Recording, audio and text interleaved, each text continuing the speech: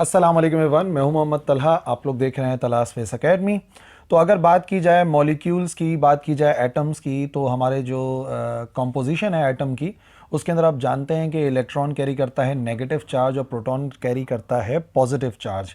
तो ये जो चार्जेस का आपस का इंटरेक्शन है, ये बहुत सारी प्रॉपर्टीज़ जो है मैटर की डिसाइड करता है कि वो कैसे बिहेव करेंगे in the presence of any external electric field, या ये आपस में किस तरीके से इंटरेक्ट करते हैं।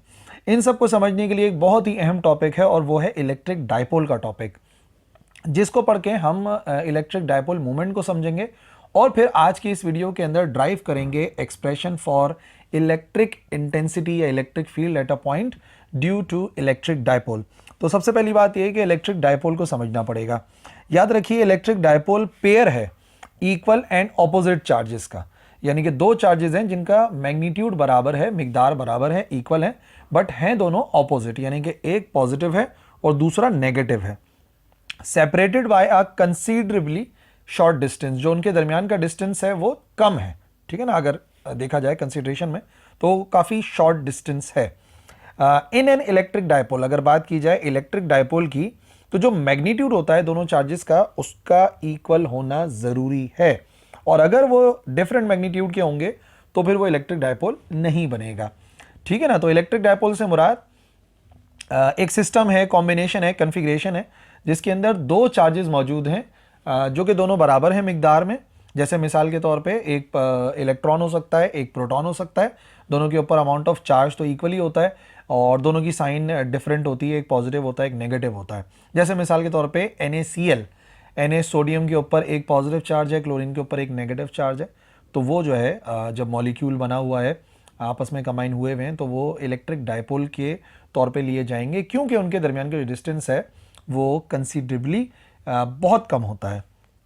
फॉर एग्जाम्पल, ये दो चार्जेस आपको नज़र आ रहे हैं, एक पॉजिटिव चार्ज है, एक नेगेटिव चार्ज है, और दोनों के दरमियान का कोई पर्टिकुलर डिस्टेंस है, और वो जो डिस्टेंस है उसको हम शो करेंगे D से, जो कि मैं बता रहा हूँ कि कम चार्ज है, कम डिस्टेंस है। तो दो equal charges but opposite charges एक दूसरे के क्लोज रखे जाएं तो वो कहलाते हैं इलेक्ट्रिक डायपोल। अब ये जो इलेक्ट्रिक डायपोल है, ये कैसे बिहेव करता है in the presence of any external field, of course electric field, उसको स्टडी करने के लिए हमें इलेक्ट्रिक डायपोल मूवमेंट को समझना पड़ेगा। अब कैसे कैलकुलेट करते हैं किसी डायपोल की इलेक्ट्रिक डायपोल मूवमेंट, जो कि केमिस्ट्री में बहुत अहमियत रखती है, जिससे हमें पोलराइजेशन का टॉपिक समझ में आता है। ये होता है product of the magnitude of charges, product है मैग्नीट्यूड ऑफ द चार्जेस का और सेपरेशन बिटवीन देम, और उनके दरमियान का जो सेपरेशन है दोनों को मल्टीप्लाई करना है। अब जाहिर सी बात है, दोनों चार्जेस हैं तो इक्वल, तो मैग्नीट्यूड बराबर ही होगा दोनों का। वो जो मैग्नीट्यूड है उसको उनके दरमियान की सेपरेशन से आपने जस्ट मल्टीप्लाई करना है, ठीक है। और डिनोट करते हैं इसको P से, और ये एक वेक्टर क्वांटिटी है, वो भी हम फॉर्मूले के अंदर भी देखेंगे, और P से इसको जो है वो डिनोट किया जाता है। एक याद रखने वाली बात यह कि जो इलेक्ट्रिक डायपोल मूवमेंट है उससे क्या पता चलता है। इलेक्ट्रिक डायपोल मूवमेंट से पता चलता है strength of electric dipole to produce the electric field. कोई भी किसी भी पॉइंट के ऊपर डायपोल जो है वो कितनी strength of electric field produce कर सकता है, वो हमें पता चलता है डायपोल मूवमेंट से, यानी कि दोनों फैक्टर्स के ऊपर डिपेंड करता है, जो कि मैं ये बताने वाला हूँ फॉर्मूले में। मैथमेटिकली इलेक्ट्रिक डायपोल को अगर समझना है तो आप दो पॉइंट चार्जेस सपोज कर लें, एक Q चार्ज है और एक -Q चार्ज है, एक पॉजिटिव है एक नेगेटिव है, पर मैग्नीट्यूड दोनों का Q के बराबर है, और वो उनके दरमियान का जो डिस्टेंस है, सेपरेशन है, वो D के बराबर है। तो इलेक्ट्रिक डायपोल मूवमेंट किसके बराबर आ सकता है? ये आ गए दो चार्जेस, एक पॉजिटिव है एक नेगेटिव है, दोनों के दरमियान का डिस्टेंस D है। तो फॉर्मूला बनता है P = Q × D, जिसको हमने इक्वेशन नंबर 1 का नाम दे दिया। याद रखिएगा, ये डायपोल मूवमेंट का फॉर्मूला है Q × D। इसको आगे हम लोग डेरिवेशन में इस्तेमाल करेंगे। जबकि Q किसको जाहिर कर रहा है?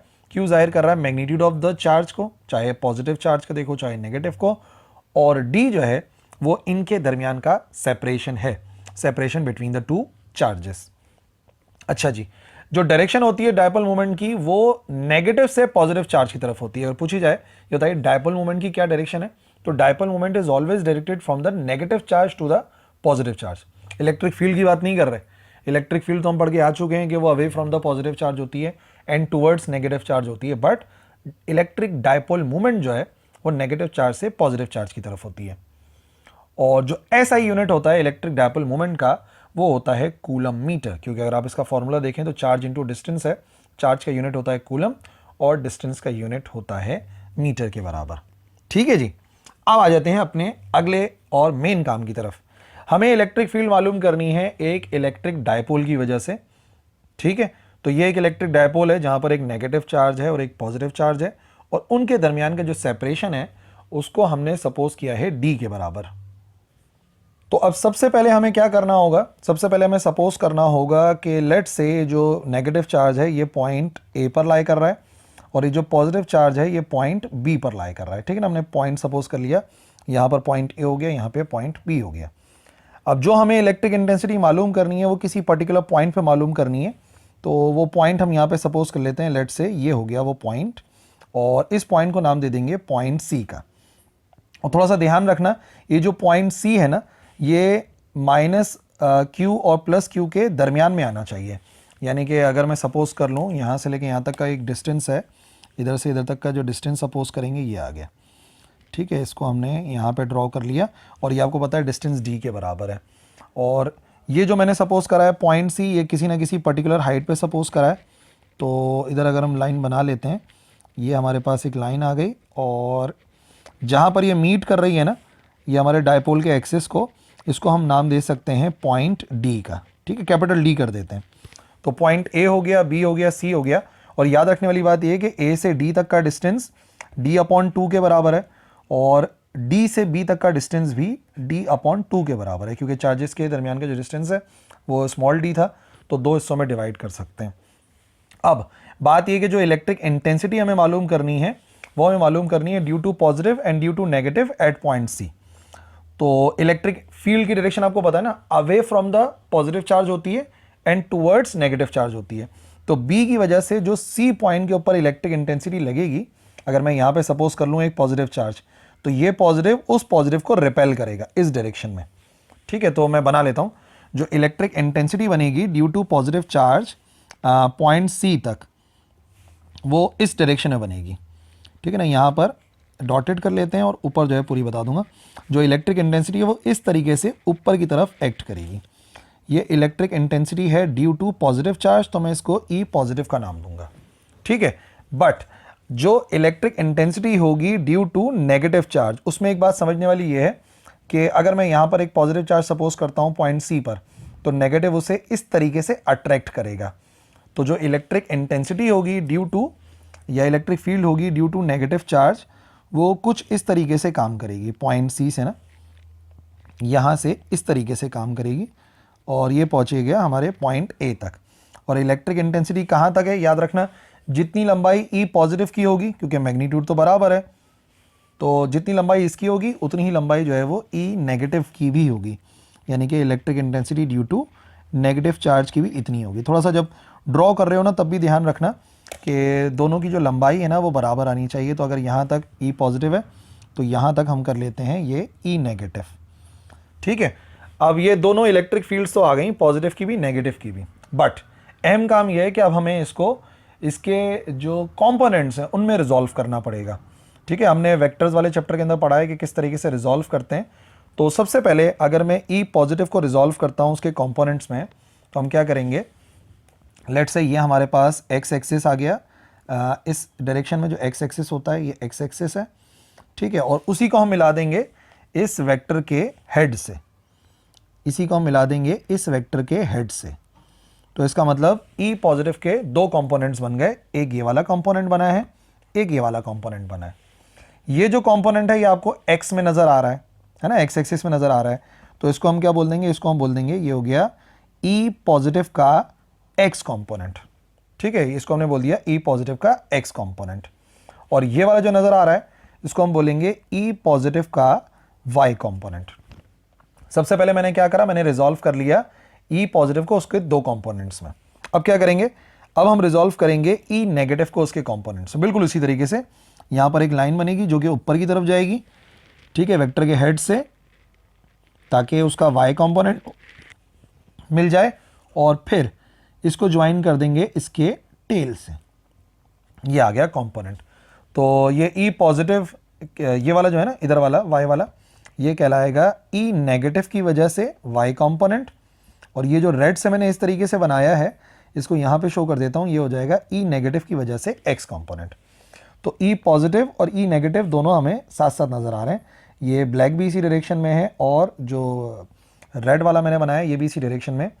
तो लेकिन हाँ, ये देख लो कि जो पॉजिटिव की वजह से इलेक्ट्रिक इंटेंसिटी है वाई एक्सिस वाली ऊपर की तरफ है, और वाई एक्सिस वाली नेगेटिव की वजह से नीचे की तरफ है। सारा जो हमारा अभी सोल्यूशन होगा ना वो इन्हीं के ऊपर बेस करता है कि ये जो कंपोनेंट्स हैं ये कितने होंगे, किस तरीके से काम करेंगे, उसको हम लोग डिस्कस करेंगे। फिगर को मैं थोड़ा सा चेंज करके बना दूं ताकि एक बात आपको क्लियर हो जाए जो मैं समझाना चाह रहा हूं, क्योंकि हो सकता है आप थोड़ा सा कंफ्यूज हो जाओ।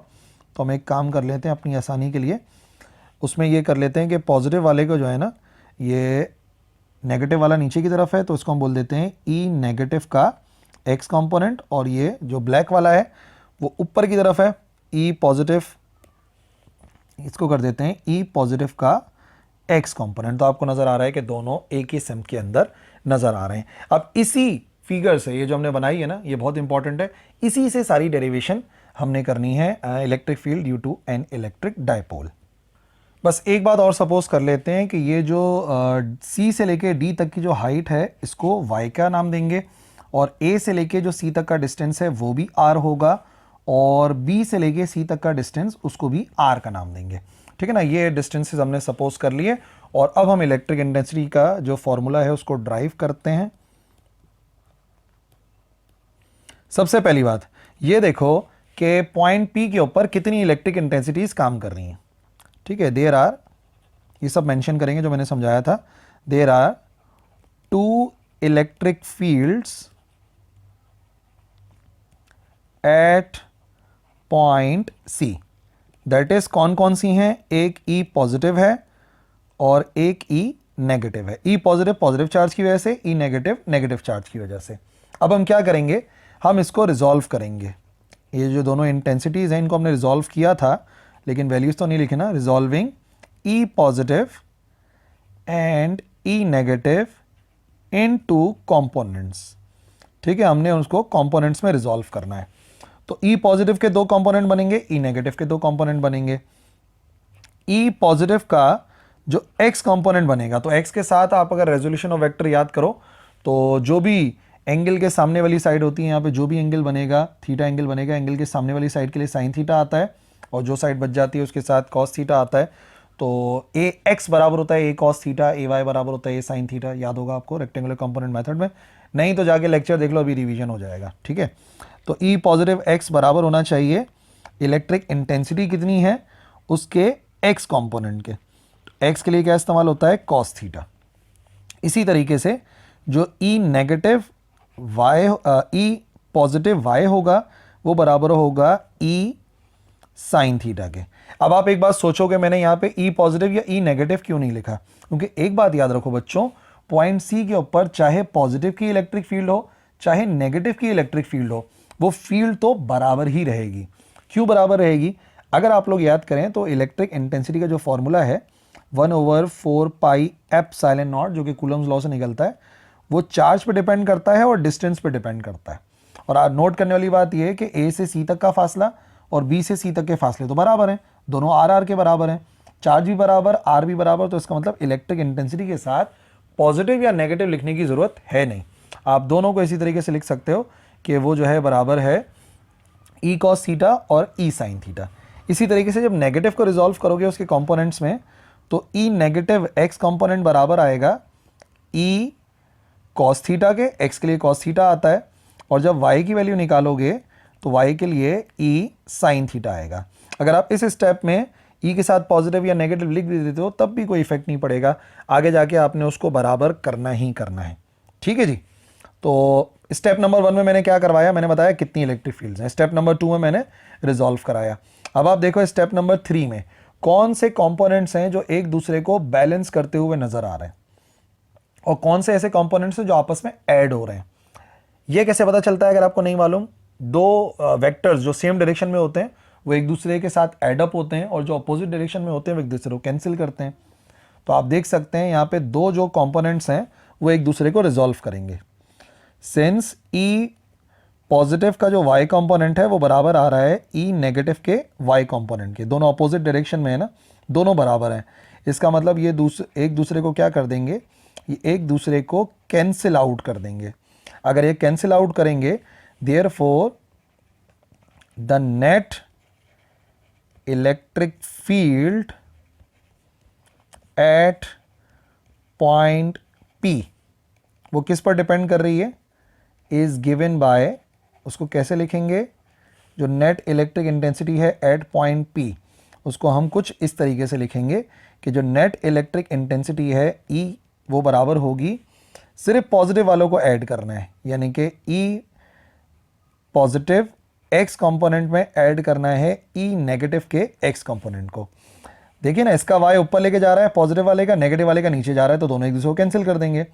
बट पॉजिटिव का x और नेगेटिव का x दोनों एक ही डायरेक्शन में, तो दोनों ऐड अप हो जाएंगे।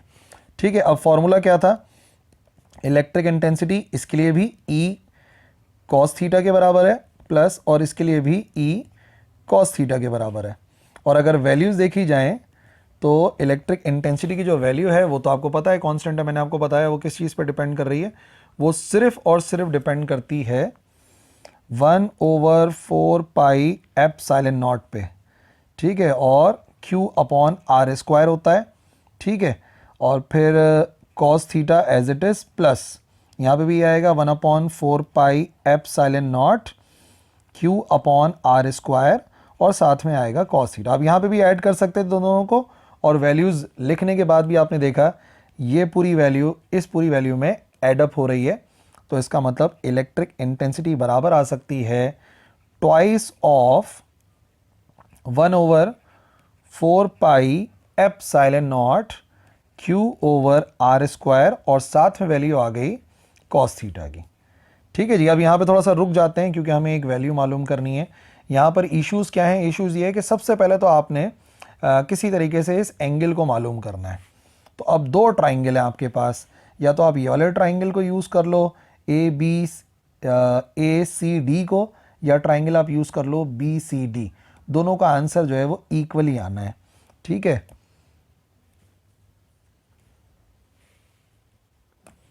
ठीक है, तो यही वाला ट्राइंगल इधर भी देख रहे हैं हम, तो यूज़ कर लेते हैं ADC को। इन ट्राइंगल ADC, अगर ट्राइंगल ADC यूज़ करें तो वैसे आपको पता है कि कॉस थीटा बराबर होता है बेस अपॉन हाइपोटेन्यूज के।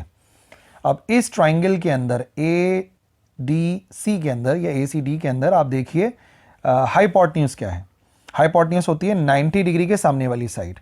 तो ये 90 डिग्री है, 90 डिग्री के सामने वाली साइड हाइपोटेन्यूज होती है, यानी हाइपोटेन्यूज की जगह पर क्या आना चाहिए, हाइपोटेन्यूज की जगह पर आना चाहिए R। ठीक है जी, उसके बाद क्या होगा, उसके बाद एक होती है परपेंडिकुलर। परपेंडिकुलर क्या होती है, एंगल के सामने वाली साइड। तो अगर ये एंगल है तो एंगल के सामने वाली साइड होती है परपेंडिकुलर, जिसकी हमें ज़रूरत नहीं है। बेस होगी, इसका मतलब A से लेके D वाली साइड, A से लेके D वाली साइड बेस है, और बेस एक्चुअली किसके बराबर है, बेस बराबर है D/2 के, जिसको आप चाहो तो रीअरेंज करके लिख सकते हो D/2R। ठीक है, कॉस थीटा का मसला हल हो गया।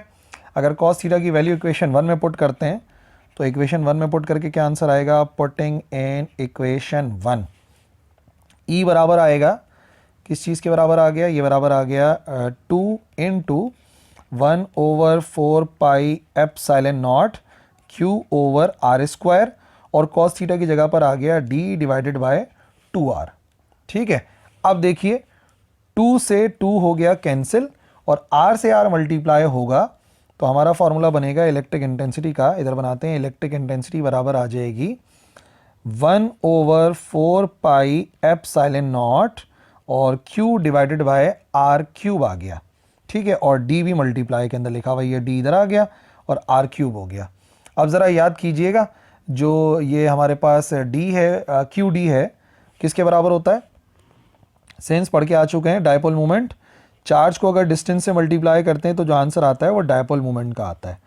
तो इसका मतलब इलेक्ट्रिक इंटेंसिटी बराबर आ सकती है 1/4 pi epsilon not P/R³।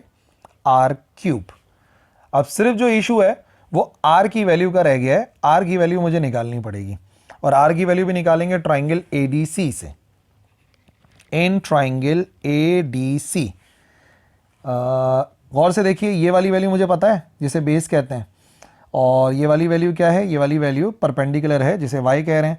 r की वैल्यू परपेंडिकुलर बेस से निकल सकती है इंतहाई आसानी के साथ। एक बहुत ही मशहूर सा फॉर्मूला है यूजिंग पाइथागोरस थ्योरम। अगर हम पाइथागोरस थ्योरम को इस्तेमाल करें तो बड़ी आसानी के साथ हम वैल्यू मालूम कर सकते हैं। क्या बनेगा पाइथागोरस थ्योरम को अगर यूज़ करते हैं तो? वैसे पाइथागोरस थ्योरम क्या होता है, एच स्क्वायर बराबर होता है perpendicular square plus base square, जिसको हम लिख सकते हैं एच बराबर होता है under root P square plus B square. तो एच की जगह पे क्या लिखें, एच हमारे पास बराबर है, हाइपोटेन्यूज हमारे पास बराबर है आर के, ठीक है। 90 डिग्री के सामने वाली साइड हाइपोटेन्यूज होती है, आर के बराबर है। और फिर आ जाएगा परपेंडिकुलर का स्क्वायर प्लस बेस का स्क्वायर, परपेंडिकुलर का स्क्वायर प्लस बेस का स्क्वायर, बेस है d/2 का स्क्वायर, ठीक है ना, ये बेस है d/2 का स्क्वायर। नाउ स्क्वायरिंग करेंगे तो ये क्या हो जाएगा, d स्क्वायर डिवाइड बाय 4 हो जाएगा ना, या अभी फिलहाल इसी वैल्यू को बाद में उधर पुट कर लें तो भी सही रहेगा। ये हमारे पास वैल्यू आ गई r की। अगर इस r की वैल्यू को इक्वेशन 2 में पुट करें, पुटिंग इन इक्वेशन 2, तो क्या रिजल्ट मिलेगा, E बराबर आएगा 1/4 पाई एप्सिलॉन नॉट, ऊपर लिखा हुआ है P और नीचे R का क्यूब आना है। अब आप पता क्या करोगे, ये जो रूट लिखा होता है इसका मतलब तो आपको पता है ना, वाई स्क्वायर प्लस d/2 का होल स्क्वायर, और इसको हम लिख सकते हैं पावर 1/2। अब ये जब पावर 1/2 यहाँ पे पुट करूँगा तो 3 उसके ऊपर आएगा, ठीक है। तो ये पावर कितनी बनेगी, ये बन जाएगी वाई स्क्वायर प्लस d/2 का होल स्क्वायर, और पूरी पावर कितनी बनेगी, पूरी पावर बनेगी 1/2 ऑलरेडी है और क्यूब आ जाएगा, तो ये पावर के ऊपर पावर, दोनों पावर्स मल्टीप्लाई हो जाती हैं, 3/2 बन जाएगा, ठीक है जी। अब समझने वाली बात यह है कि हम जिस डायपोल की बात कर रहे हैं, डायपोल मोमेंट हम पढ़ चुके हैं, P के बराबर है, ठीक है। डायपोल मोमेंट के बारे में तो हमें मालूम ही है, वो आ गया P, y डिस्टेंस था और ये d/2 आ गया। अब आप एक काम करो, यहाँ से ना y के स्क्वायर को कॉमन लो, ठीक है। हम यहाँ से y के स्क्वायर को कॉमन ले रहे हैं, तो ये आएगा E = 1/4 पाई एप्सिलॉन नॉट, और यहाँ पे वैल्यू ऊपर लिखी हुई है P की। अब अगर आप में से किसी को नहीं मालूम तो ये ज़बरदस्ती कॉमन ले रहे हैं हम y स्क्वायर को, क्योंकि y यहाँ तो लिखा हुआ है लेकिन यहाँ पर y लिखा हुआ नहीं है, तो एक तरीक़ेकार होता है ज़बरदस्ती कॉमन लेने का। अगर यहाँ से मैं वाई स्क्वायर कॉमन ले लेता हूँ तो इधर तो 1 बचेगा, प्लस जहाँ पर y नहीं लिखा हुआ था और मैंने मल्टीप्लाई से कॉमन ले लिया तो मुझे उसे डिवाइड में लिखना पड़ेगा। तो मैं ऐसा लिखूँगा, देखो d डिवाइड बाय, यहाँ से मैंने y को एक्स्ट्रा कॉमन लिया है तो यहाँ पे मुझे लिखना पड़ेगा 2y और इसका हो गया होल स्क्वायर, ठीक है। इसे ज़बरदस्ती कॉमन लेना कहते हैं। और बाकी क्या लिखा हुआ है, बाकी बाहर तो लिखी हुई है पावर 3/2, ठीक है। बाहर वाली जो पावर है वो बराबर है 3/2 के, ठीक है। देखो मैंने वाई स्क्वायर कॉमन लिया, यहाँ पे 1 आ गया, यहाँ पे वाई स्क्वायर था नहीं तो मैंने वो डिवाइड में वाई का स्क्वायर लिख दिया, स्क्वायर ऊपर लगा हुआ है, ठीक है ना। अगर फॉर एग्जांपल मैं वाई स्क्वायर को दोबारा ब्रैकेट से मल्टीप्लाई करवा देता हूँ तो आप नोट करेंगे कि बात बैलेंस रहेगी, ऊपर वाला ही आंसर आएगा। पर मैं क्यों वाई स्क्वायर को कॉमन ले रहा हूँ वो बात आपको अभी क्लियर हो जाएगी, यहाँ पे बहुत ज़रूरी है ये वाला स्टेप। तो अब आप देखिएगा, ये जो पावर है ये इसके ऊपर भी है, इसके ऊपर भी है, स्क्वायर से ये 1/2 कैंसिल होगा, E बराबर आएगा 1/4 पाई एप्सिलॉन नॉट, और ऊपर हमने लिखा हुआ है P, स्क्वायर से ये रूट कैंसिल हो जाएगा, बाहर सिर्फ y का क्यूब बचेगा, और ब्रैकेट में आ रहा है 1 प्लस d/2y का होल स्क्वायर, और बाहर तो आपको पता है कि 3/2 लिखा हुआ ही है। तो इलेक्ट्रिक इंटेंसिटी का ये एक फॉर्मूला तो है, बट आपको एक बात तो मालूम होनी चाहिए, एज ये जो d डिस्टेंस है ये काफ़ी कम होना चाहिए एज कंपेयर टू y। क्यों? क्योंकि बिल्कुल पहली बात जो मैंने आपको डायपोल में समझाई वो ये है कि ये जो डायपोल के दरमियान का डिस्टेंस है ये बहुत कम होना चाहिए। तो याद रखिए जो d की वैल्यू है बहुत छोटी है, तो d is very much smaller than y। और यहाँ पे अगर आप देखोगे ब्रैकेट के अंदर तो बहुत छोटी वैल्यू बड़ी वैल्यू से डिवाइड हो रही है। जब बहुत छोटी वैल्यू बहुत बड़ी वैल्यू के साथ डिवाइड होती है तो जो आंसर आएगा d divided by therefore d divide by 2y का जो होल स्क्वायर है इसका आंसर अप्रॉक्सीमेटली बराबर आएगा 0 के, जिसको हम क्या कर सकते हैं, जिसको हम निगलेक्ट कर सकते हैं। बहुत छोटी वैल्यू बहुत बड़ी वैल्यू में डिवाइड होगी तो आंसर बहुत छोटा आता है। जैसे मिसाल के तौर पे आप बिरयानी की एक प्लेट को 100 लोगों में बांट दो, हर एक को कितनी मिली, बहुत छोटी वैल्यू, बिरयानी की एक प्लेट बहुत छोटी सी, वो आपने बांट दी 100 लोगों में, तो हर एक को कितनी मिली। अब आप बोलोगे कि ना होने के बराबर, तो वही तो हम कह रहे हैं, ना होने के बराबर अप्रॉक्सीमेटली इक्वल टू 0। तो इसको जैसे ही निगलेक्ट करेंगे तो हमारे पास एक आंसर आएगा इलेक्ट्रिक इंटेंसिटी का। Electric intensity is equal to 1/4 pi epsilon naught, ये तो एज इट इज है, ये लिखा हुआ है, ये पूरी वैल्यू 0 के बराबर हो गई, तो 1 अगर लिख भी दें तो कोई फर्क नहीं पड़ता। आंसर आएगा P divided by Y cube. तो इलेक्ट्रिक इंटेंसिटी कितनी होगी किसी पर्टिकुलर पॉइंट पर ड्यू टू इलेक्ट्रिक डायपोल, वो डिपेंड करती है दो फैक्टर्स पे, एक तो डायपोल मोमेंट कितना है और दूसरा उसकी हाइट कितनी है। जितनी ज़्यादा हाइट होती रहेगी डायपोल से, ये वाला पॉइंट जितना ऊपर सपोज करेंगे उतनी इलेक्ट्रिक इंटेंसिटी कम होती रहेगी।